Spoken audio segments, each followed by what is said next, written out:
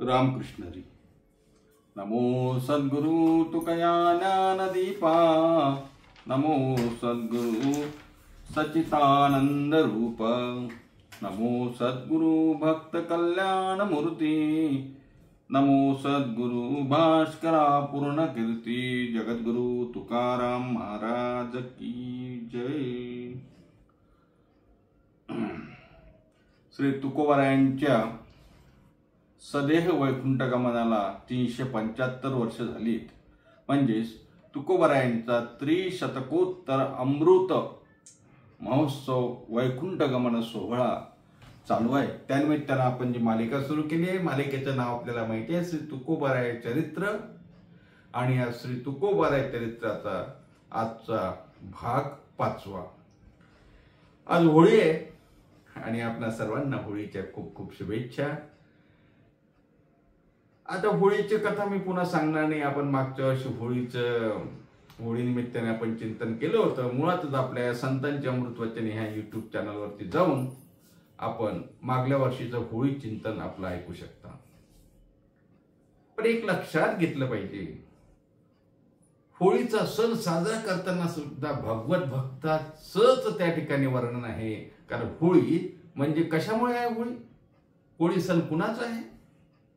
होळी म्हणजे दुरितांचा नाश, वाईट कर्माचा त्याग, वाईटाचं दहन म्हणजे होळी. आपल्याला माहिती आहे, नामचिंतनानं पापाचा नाश होतो, पापाची होळी होते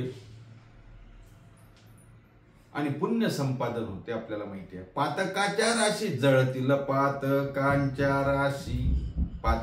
राशी जळतात, पापाचे कळप पळून जातात. पापाचे कळप पळती पुढे, पापाचे कळप पळती पुढे. पापाचे कळप जरी असले तरी पळून जातात. कशामुळे? त्याचं दहन होते. कशामुळे? नामस्मरणामुळे. असे नामस्मरण करणारे श्री भगवत भक्त, संत सम्राट, संतांच्या हृदयस्थ असलेले, वारकरी संप्रदायाचे कळस असलेले तुकोबाराय हे खरे नामधारक आहे. यांनी ती भक्ती केली आणि तुमच्या आमच्या जीवनातले दुःख आणि पापाची सुद्धा होळी करण्याचं सामर्थ्य तुकोबारायांच्या भजनामध्ये, अभंगामध्ये, त्यांचंच आपण चिंतन करतो आहोत. वेगळं होळीचं चिंतन काय करायचं आहे महाराज? मी सांगून गेलो, होळी मुळात श्री भक्त प्रल्हादाचं चिंतन स्मरण करण्यासाठी आहे. आपल्याला माहिती आहे, थोडक्यात सांगून जातो. भक्त प्रल्हादाची आत्या होळी म्हणजे हिरण्यकश्यपूची बहीण होलिका. भक्त प्रल्हादाला हिरण्यकश्यपूने खूप त्रास दिला, अनेक त्याच्यावरती आघात केले, पर्वतावरून ढकलून दिलं, सापाच्या मध्ये टाकलं, अग्नीत टाकलं, पाण्यात टाकलं, काय काय काय काय केलं, सर्व केलं. पण भक्त प्रल्हाद सर्व यातून वाचत होते.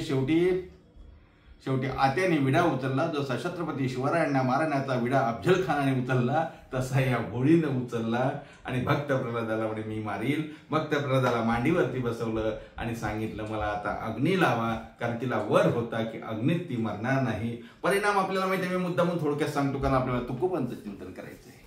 काय झालं महाराज?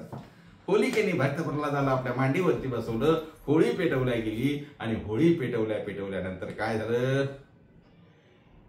जिला अग्नीची बाधा नाही ते अग्नीत खाक झाली आणि भक्त प्रल्हाद वाचले. का? त्याचं कारण असं आहे, तुकोबाराय त्याचं वर्णन करतात. प्रल्हादाचे पिता करी तो जाचणी, परितो स्मरे मनी नारायण, परितो स्मरे मनी नारायण, परितो स्मरे मनी नारायण. प्रल्हादाशी पिता करीतो जातनी, परितो स्मरे मनी नारायण. तुकोबारायांचा अभंग आहे. पहाटे पांडव अखंड वनवासी या अभंगामध्ये आलाय.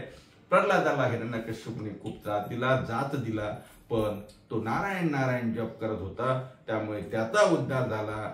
भक्त प्रल्हादाचं चरित्र गोड चरित्र आहे. आपण मागे बघितलं होतं. पुन्हा कधी भागवताचा विचार करताना आपण ते बघू.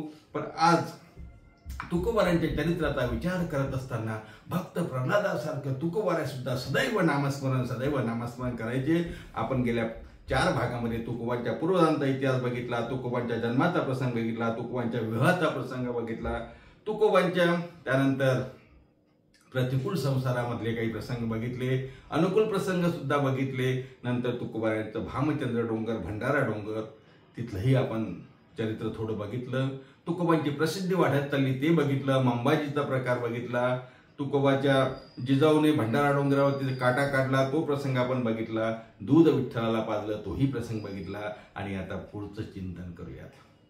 सर्वप्रथम सर्वांना होळीच्या शुभेच्छा देतो. आपल्या जीवनातला दुःख दैन्य हे या होळीमध्ये जळून जावो आणि सुखाचा, पुण्याचा, भगवत भक्तीचा, संत संगतीचा लाभ सर्वांना हो एवढी या ठिकाणी अपेक्षा करतो. भगवान श्री तुकोबाराय, भगवान म्हटलं तरी तुकोबाराय भगवानच आहेत महाराज. हो, तुकोबारायांच्या चरित्राचा विचार करत असताना आपल्याला माहिती आहे, मागच्या भागामध्ये मंबाजीचं प्रकरण बघितलं आपण. नंतर तुकोबाराय आता भगवंताने सांगितलं भंडाऱ्यावर जात नका जाऊ, रोज रोज आपल्या तुम्ही घरी थांबा, जिजाऊला त्रास होतो. तुकोबाराय घरी थांबायला लागले, भजन करायला लागले, मंदिरामध्ये भजन, रात्री कीर्तन असं चालू महाराज. त्यानंतर एक दिवस तुकोबारायांच्या पूर्वजांची पुण्यतिथी आली, म्हणजे पक्ष श्राद्ध जे म्हणतो ना ते. जिजाऊ मातेनं सांगितलं, तुकोबा अहो आज तुमच्या वडिलाचं पक्ष आहे ना, श्राद्ध. हो म्हणा, आहे ना, घालावं लागेल, शास्त्रानं सांगितलं आहे महाराज, श्राद्ध घातलं पाहिजे, वाडवडिलांची पुण्यतिथी केली पाहिजे की नाही, केली पाहिजे. करू ना. अहो करू, बरोबर आहे, पण घरी काय आहे तुमच्या? श्राद्ध करायला घरी काय आहे का? धान्य तरी आहे का? जाऊ द्या, खीर राहू द्या, भजे राहू द्या, कुरडं, पण धान्य तरी आहे काय? कशाचं तुम्ही करणार? तुकोबा म्हणतात काही हरकत नाही, बघू आपण, व्यवस्था करू ना. मग जा, व्यवस्था करा, जा तिकडे बाजारात जा, घेऊन या काहीतरी, पक्ष करायचा आहे. तुकोबाराय निघाले, म्हणे आणणार कुठून, कोण देणार आपल्याला? बरं ठीक आहे, रान भाज्या घेऊन येऊ आणि त्या भाज्याचाच पक्ष करू. ठीक आहे, चालेल ना. तुकोबाराय गेले महाराज, काही मिळालं नाही. शेवटी एक शेतकरी तिकडे होता, त्याच्या शेतात गव्हाचं पीक होतं आणि गव्हाच्या उंब्या पेंड्या काढायचं काम चालू होतं. त्याला एकाच दिवसात ते काढायचं होतं, पण एवढे मजूर मिळाले नाही. आणखी 1-2 मजूर, 3-4 मजूर मिळाले तर संध्याकाळपर्यंत सर्व गहू काढवलेलं असं त्याला वाटलं. त्याला रस्त्याने जाणार तुकोबाराय दिसले. ओ साधवा, बोला मला, काय म्हणताय? अहो तुम्हाला गहू काढू लागला ना, मला तुम्हाला मजुरी देतो, 4 पेंड्या तुम्हाला देतो. 4 पेंड्या म्हणजे त्या गव्हाच्या उंब्यांच्या केलेल्या पेंड्या, त्या घरी घेऊन जायच्या, झाडायच्या. पूर्वी आता शेतकऱ्यांना माहिती आहे, आताच्या मुलांनाही माहिती नाही. मग त्यातून गहू काढायचा. तुकोबाराय म्हणे ठीक आहे, जमलं बाबा, देवाने कृपा केली, हे गहू मिळतील. आणि म्हणे गहू मिळाले की आपण वाडवडिलांची पुण्यतिथी साजरी करू. तुकोबाराय म्हणे ठीक आहे ना.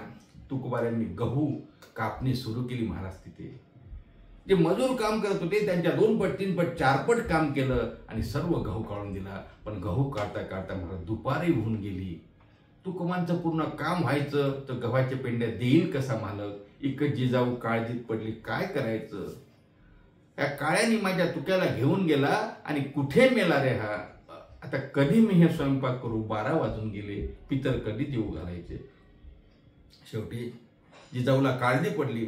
जिजाऊ शिवाय शाप द्यायला लागली पांडुरंगाला, तूच भजनात कुठंतरी याला नादी लावलं, अजून आला नाही माझा तुका. देवाला काळजी पडली. देवाने तुकोबाचं रूप घेतलं आणि जिजाऊच्या भीतीने तुकोबाचं रूप घेऊन एक गाडाच्या गाडा भरून बघा धनधान्य घेऊन भगवान तुकोबाच्या घरी गेले आणि आवाज देतात, आवले ए जिजे, घे ग सामुग्री आणली, कर स्वयंपाक. जिजाऊ बघते तर गाडाच्या गाडा भरून तेलाचे डबे, रवा, गहू, कणिक, काय तांदूळ, सर्व. अरे बापरे, एवढं? हो, एवढं कशाला हो? अगं पक्ष आहे ना आपल्याकडे, पुण्यतिथी आहे ना, मग गावाला जेवण द्यायला नको? गावातले ब्राह्मण बोलायला नको? जिजी म्हणते ठीक आहे. जिजाऊनं स्वयंपाक केला. तुकोबांनी मदत केली. घरी भांडे नव्हते, गावातून भांडे आणले. सर्व गावाला आमंत्रण दिलं की आज माझ्याकडे जेवायला या. सर्व गावाला आमंत्रण. गावाला खोटं वाटत होतं, याच्याकडे खायची सोय नाही, कोणाला जेवण देतो. पण स्वयंपाक झाला महाराज. नंतर शुद्ध तूप निघालं. शुद्ध तुपाचा वास देहूच्या नगरीत पसरला आणि मग बोलायला लागले, नाही खरंच जेवण आहे वाटते चांगलं. सर्व लोक जेवायला आले महाराज. जिजाबाई म्हणजे आवलीनं आणि भगवान पांडुरंग परमात्मा जे तुकोबांचं रूप घेऊन होते त्यांनी सर्वांना वाढणं केली, दक्षिणा दिली, सर्वांचं जेवण झालं, पक्ष झाला. इकडे तुकोबा मात्र शेतात तिकडे गहूच काढत बसले. संध्याकाळची वेळ होत आली, काम संपलं. शेतकऱ्यांनी 4 पेंड्या गहू दिले. तुकोबाऱ्या निघाले गव्हाच्या 4 पेंड्या घेऊन. आता घरी जातो आणि पक्ष करू. जिजाऊला सांगतो की हे भरट आणि याचा सांजा कर आणि पक्ष कर. तुकोबा निघाले महाराज, घराच्या दिशेने निघाले. इंद्रायणीवर हातपाय धुतले आणि पेंडीवर घेतली. झाडाला एक मधमाशाचं मोहळ होतं, त्याला पेंडी लागली आणि मधमाशा बिथरल्या आणि तुकोबाला चावा घ्यायला लागल्या. महाराज काय सांगायचं.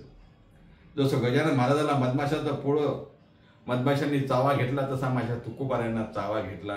पण तुकोबाऱ्या म्हणतात, अरे बापरे काय भाग्य आहे माझं, यांना हाकलायचं नाही. कारण गंमत अशी आहे, आज माझ्या पूर्वजांना जेवायला बोलावलं पण मी पोचू शकलो नाही, त्यांना जेवायचं आमंत्रण दिलं पण पोचू शकलो नाही ना, म्हणून ते माझं रक्त प्यायला आले असतील. म्हणून मधमाशांनो खुशाल माझं रक्त तुम्ही प्या, कारण या मधमाशा नसून माझे पूर्वज आहेत. काय भावना आहे महाराज. तुकोबाऱ्यांना सर्व मधमाशांनी चावा घेतला. तुकोबाऱ्यांचं रक्त पिलं. तुकोबा रक्तबंबाळ झाले आणि घराच्या दिशेने निघाले. 4 पेंड्या घेऊन दारात. शेवटी देव कृपा करतो महाराज. तुकोबांच्या चावा घेतलेल्या मधमाशांचे काटे निघून गेले, काय निघाले ते सर्व झालं. तुकोबाराय गेले घराजवळ आणि आवाज देतात, आवले हे घे 4 पेंड्या मी गहू आणला आहे. आता गहू भरड, सांजा कर आणि पक्ष कर. जिजाऊ म्हणतात, वेडे झालात की काय. अहो एवढा आपण स्वयंपाक केला, पाकसिद्धी केली, सर्व गावाला जेवण दिलं आणि तुम्ही असं काय म्हणताय. तुम्हाला वेड लागलं का हो. कधी कधी तुम्ही धारेवर असता, व्यवस्थित बोलता आणि कधी कधी असं का करता. तुकोबा म्हणतात, तुला वेड लागलं जिजे. अगं मी त्या शेतात गहू उपटत होतो, आता माझं काम संपलं, मी आता आलो. काय बोलताय. गाडाभर तुम्ही धान्य आणलं, धनधान्य आणलं, अहो सर्व आणलं, दक्षिणापासून आपण गावातल्या लोकांना दिलं, पक्ष केला. तुकोबांच्या लक्षात आलं, हे मी केलं नाही, हे माझ्या पांडुरंगाने केलं. तुकोबांच्या डोळ्यातून अश्रूच्या धारा लागल्या. देवा अरे काय रे असा करतो. देव म्हणतो, तुकोबा साधा वया भक्ती काज नाही लाज धरीत. मी लाज धरत नाही रे. तुमची सेवा करायसाठी मला कुठेही लाज वाटत नाही महाराज. मला मी वर्ण बघत नाही, जात बघत नाही, याती बघत नाही, वय बघत नाही. फक्त मी भाव बघतो, भक्तिभाव बघतो. आम्ही भावाचे पाहुणे भलते या. तुझा भाव बघून मला सुचत नाही रे, मी कुठलंही काम करतो, मीच केलं. देवाजवळ तुकोबा रडायला लागले महाराज. म्हणजे तुकोबांच्या इथं पितर जेवले, सर्व देवांनी व्यवस्था केली, हे सुद्धा बातमी जिकडे तिकडे पसरायला लागली. तुकोबांच्या चरित्रामध्ये असं अनेक ठिकाणी महाराज चरित्र आहे, काय सांगावं. तुकोबा देवाची भक्ती करत राहिले. एकदा तुकोबा देवाला म्हणतात, देवा काय ते गुरु करायचा प्रकार असतो ना काहीतरी. माझ्या जीवनात गुरु नाही आले अजून, मी 22 वर्षाचा झालो. देव म्हणतात, तुकोबा खरं आहे, तुम्ही गुरु करायला पाहिजे ना. मग मी कुणाला गुरु करू, कोण मला गुरु आहेत सांग ना देवा. देव म्हणतात, तुकोबा तुम्ही कशाला काळजी करता, मी आहे ना. आपणची देव होय गुरु, आपणची देव होय गुरु. पंढरीनाथ पांडुरंग परमात्मा म्हणतो, तुम्ही चिंता करू नका, ओतूरला जा, तिथे तुम्हाला गुरु मिळतील. पण कोण गुरु राहील, काही काळजी करू नका. माझ्या विठोबाचा कैसा प्रेम भाव, आपणची देव होय गुरु. तुकोबा गुरु करा, ओतूरला जा. ओतूरला कोण आहे. ओतूरला राघव चैतन्य, केशव चैतन्य, म्हणजे राघव चैतन्याचे शिष्य केशव चैतन्य म्हणजेच बाबाजी सद्गुरू हे ओतूरला आहेत. ते तुम्हाला त्या ठिकाणी अनुग्रह देतील. गुरु अनुग्रह दिनाचं थोडंसं वर्णन आहे. मला वाटतं आपण माघशुद्ध दशमीला ते चिंतन केलं होतं. आता थोडं वेगळं चिंतन सांगतो नाही का. सत्यगुरु राय कृपामध्ये केली या अभंगावर आपण चिंतन केलं होतं. मुळात आपण बघू शकता, ज्यांनी नाही ऐकलं त्यांनी ते चिंतन ऐकून घ्या. पण ह्या योगायोगाने आता आपल्याला या चरित्रामध्ये थोडं चिंतन सांगावं लागेल. ते वेगळ्या अंगाने थोडं चिंतन करूया. तुकोबराय ओतूरला गेले आणि ओतूरला गेले. एका घरी मुक्काम केला. आणि रात्री त्या ठिकाणी झोपले रात्रभर झोप झाली. तुकोबारायांची झोप म्हणजे काय हो, जागृती स्वप्नी पांडुरंगच ना. पांडुरंग धनी पांडुरंग मनी जागृती स्वप्नी पांडुरंग. ज्यांच्या जागृतीतही पांडुरंग आणि स्वप्नातही पांडुरंग, जागृती स्वप्नी पांडुरंग. तुकोबाराला स्वप्नामध्ये बघा स्वप्न पडलं. काय स्वप्न पडलं? कोणीतरी एक ब्राह्मण तिकडून येतो आहे. तुकोबाराय गंगा स्नानाला चालले आणि तिकडून ब्राह्मण येतोय. नदीवरती स्नानाला चालले, कोणतरी ब्राह्मण येतो आहे आणि मग ब्राह्मण दिसला की त्याच्या पाया पडलं पाहिजे. हे तुकोबांचे संस्कार होते. तुकोबाराय त्याच्या पाया पडायला गेले. तुकोबाराय वर्णन करतात ना अभंगामध्ये, सत्यगुरु राय ब्राह्मण केली परिणाय घडली सेवा काही, सापडविले वाटे जाता गंगा स्नाना, मस्त की तू जाण ठेविला कर. माझ्या डोक्यावरती हात ठेवला. मला गुरु मिळाले. कोण गुरु होते ते? बाबाजी चैतन्य गुरु होते. बाबाजी चैतन्य म्हणजेच केशव चैतन्य, राघव चैतन्याचे शिष्य. आणि मग त्यांनी माझ्या डोक्यावरती हात ठेवला. तुकोबाराय म्हणतात त्यांनी माझ्या डोक्यावरती हात ठेवला. तो दिवस माघ शुद्ध दशमीचा होता. मला मंत्र दिला. मुळात काय मंत्र दिला? राघव चैतन्यांनी केशव चैतन्याला म्हणजे बाबाजी चैतन्याला मंत्र दिला होता, ओम नमो भगवते वासुदेवाय. विष्णूंनी नारदाला मंत्र दिला, नारदांनी व्यासाला मंत्र दिला, व्यासाने राघव चैतन्याला मंत्र दिला. कोणता? चतुश्लोकी भागवत सांगितलं आणि त्यात ओम नमो भगवते वासुदेवायचा मंत्र दिला. आणि मग हा बाबाजी चैतन्याला प्राप्त झालेला ओम नमो भगवते वासुदेवाय हा मंत्र तुकोबारायांना का दिला नाही अशी शंका आपल्या आम्हाला सर्वांना येईल ना. अहो नक्कीच यायला पाहिजे. पण तुकोबाराय म्हणतात, मी जे रामकृष्ण हरी जे भजन करतो ना, माझ्या अंतरातला भाव माझ्या गुरुनी बघितला आणि त्यांनी काय केलं? माझ्या आवडीचाच मंत्र मला दिला. माझे मनीचा जाणून हा भाव तो करी उपाव गुरुराव. आणि माझ्या आवडीचा मंत्र सांगितला सोपा, जेणे नव्हे गुंफा कोठे काही. कठीण मंत्र होऊ शकते. ओम नमो भगवते वासुदेवाय हा मंत्र पुढच्या पिढीला, अशिक्षित लोकांना, आदिवासी, दीन दुबळे, न शिकलेले, अशिक्षित ज्यांना म्हणता येणार नाही एवढा मोठा मंत्र, म्हणून मी जो मंत्र घेतो माझ्या आवडीचा असलेला मंत्र तोच मला गुरुरायाने दिला. आवडीचा मंत्र सांगितला सोपा, जेणे नव्हे गुंफा कोठे काही. आणि मग महाराज अशा प्रकारे तुकोबारायांना अनुग्रह झाला. तुकोबाराय पुन्हा आणखी चकाकून निघाले. गुरुचा उपदेश झाल्यावर पुन्हा आणखी चकाकून निघाले. आणि मग तुकाराम महाराज म्हणते, तुझं वाटे आता ते करी अनंता, तुका म्हणे संताला आज माझी. आता मात्र माझ्या हातात काहीच नाही देवा, तुमच्यावरच भार टाकला मी. घालवण्या भार राहिलो निश्चिंती निरवले, संती विठोबाशी लावण्या हात कुरवाळीला माथा, सांगितली चिंता न करावी. गुरु परंपरेच्या अभंगामध्ये हे सर्व आलेले आहे, आपल्याला माहिती आहे. थोडक्यात काय, तुकोबारायांना अनुग्रह झाला, तुकोबारायांनी गुरु केलेत, इथपर्यंत आपण आलो. आता तुकोबाराय पूर्णपणे देवाचे झाले महाराज. तुकोबारायांच्या जीवनामध्ये फक्त आणि फक्त नामस्मरण भजन कीर्तन याशिवाय दुसरं काहीच नाही. गोविंद गोविंद हा मनाला छंद लागला. आणि मग दिनरजनी हाती धंदा गोविंदाचे पवाडे. दिवस आहे रात्र आहे काही नाही महाराज. दिवस रात्र फक्त आणि फक्त विठ्ठल विठ्ठल विठ्ठल असंच चिंतन चालू. त्यानंतर अनेक आणखी काही त्या ठिकाणी कथा, गोड अशा कथा आहेत. एक दोन कथा आपण आज पुन्हा आणखी बघू. पितरांचं जेवण झालं, बाबाजींचा अनुग्रह झाला. त्यानंतर यांची अशी कीर्ती आहे ना सर्वत्र पसरली. आपले पिंपरी चिंचवडला मोरया गणपती मंदिर आहे ना, मोरया गोसावी आपले, इथे चिंतामणी देव नावाचे मोठे साधू राहत होते. गाणपत्य होते, गणपतीचे भक्त होते. त्यांच्या कानावरती यांची कीर्ती गेली की तुकाराम महाराज हे कुणबी समाजामध्ये आहेत, ब्राह्मण नाही, पण यांच्यासोबत म्हणे देव जेवण करतो. यांनी अनेक चमत्कार केले. यांच्या हातचं दूध देव पितो, हे आपल्या कीर्तनातून वेदांत सांगतात. अनेक लोक यांचे शिष्य बनत चालले. हे तुकोबाराय आहेत तरी कोण, म्हणून त्यांनी आपला एक शिष्य तिथे पाठवला की तुकोबांना सांगा की तुम्हाला चिंचवडला आम्ही बोलावलं आहे. शिष्य गेला महाराज आणि तुकोबांचं दर्शन घेतलं. कीर्तनामध्ये गुंग झाला तुकोबारायांच्या आणि तुकोबाराला सांगितलं तुकोबाराय असंच आहे. तो आलाच नाही वापस. दुसरा गेला, दुसराही कीर्तनात दंग झाला आणि सांगितलं की चिंचवडला या, गणपती भक्त चिंतामणी देव आपल्याला बोलवत आहे. तुकोबा म्हणजे आमचं भाग्य आहे महाराज, चिंतामणी देव जर आम्हाला बोलवतात मोरया गणपती तर आम्ही जरूर येऊ. तुकोबाराय निघाले, देहूवरून निघाले. तुकोबाराय चिंचवडच्या दिशेने निघाले. चिंचवडला मोरया गणपती मंदिराजवळ मंदिरात असणाऱ्या गणपती चिंतामणी देवांकडे तुकोबाराय आले. चिंतामणी देव पूजा करत होते, मानस पूजा करत होते वगैरे वगैरे.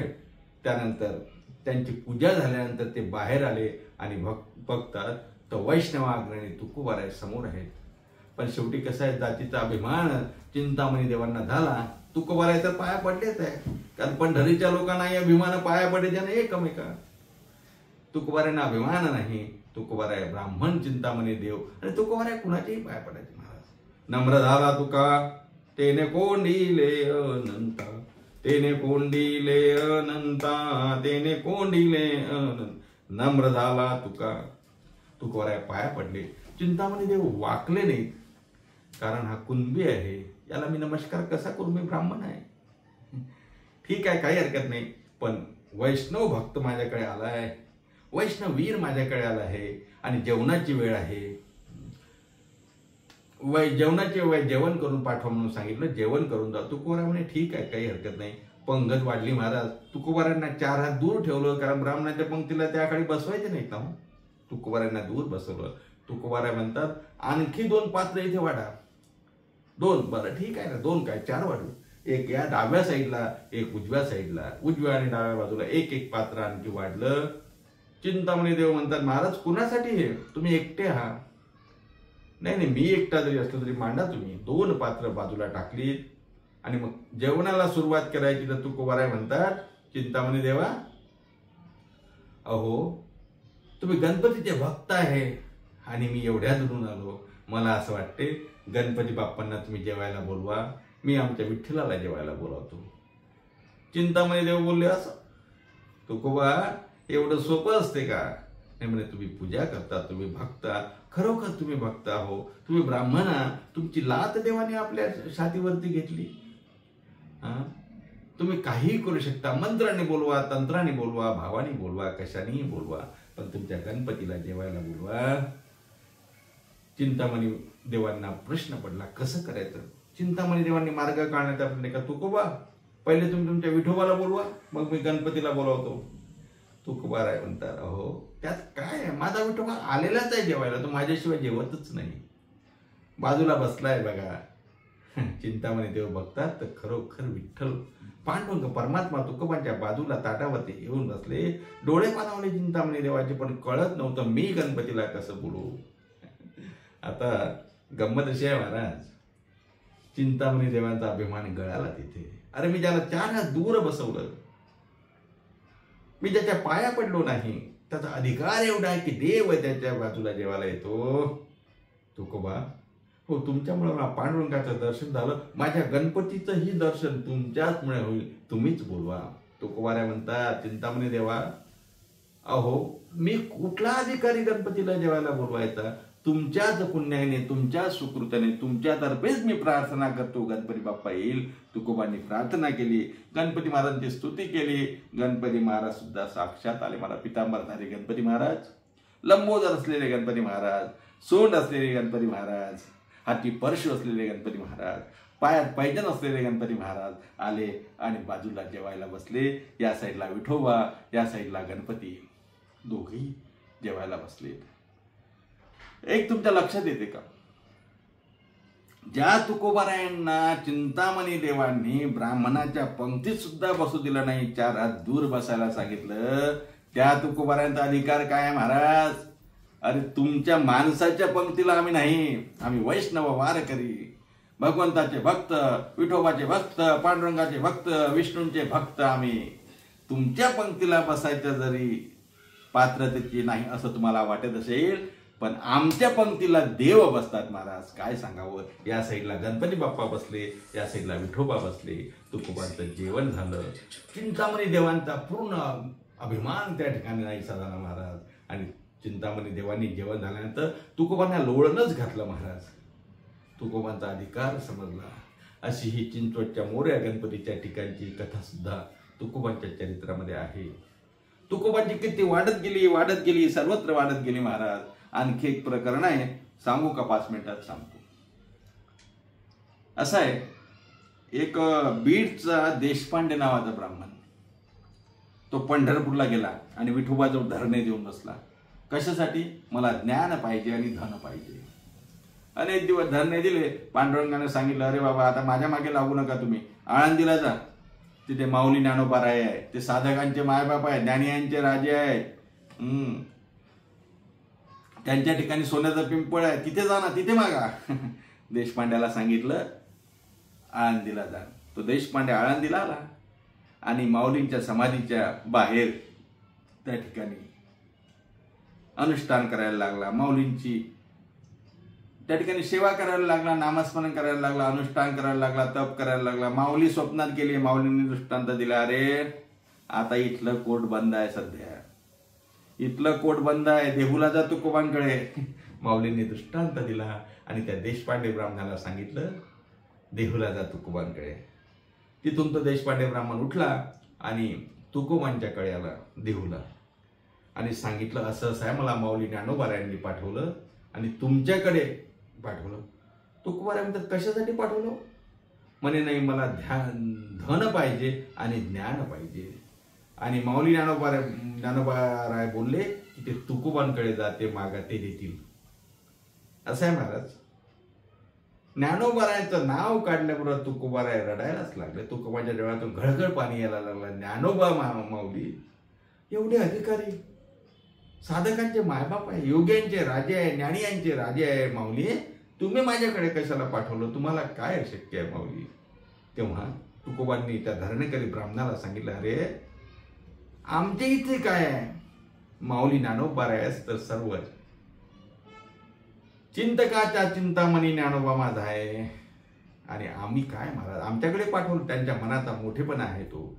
त्यावेळेला माऊली ज्ञानोबारायांच्या नावाने 11 अभंग लिहून तुकोबारायांनी दिले. तुकोबारायांचा तो त्यात हा जो आपला अभंग आहे ना, ज्ञानियांचा राजा गुरु महाराव, हा अभंग त्या धरणेकरी ब्राह्मणाला केलेल्या उपदेशातला आहे.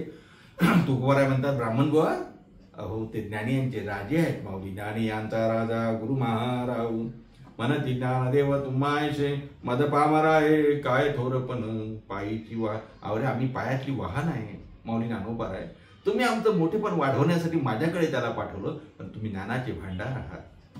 म्हणजे फक्त ज्ञानाचेच नाही, धनाचे. अहो धनाचं काय सांगू, तुमच्याकडे सोन्याचा पिंपळ आहे ना, जयाचे द्वारी सोन्याचा पिंपळ, अंगी ऐशे बळ रेडा बोले.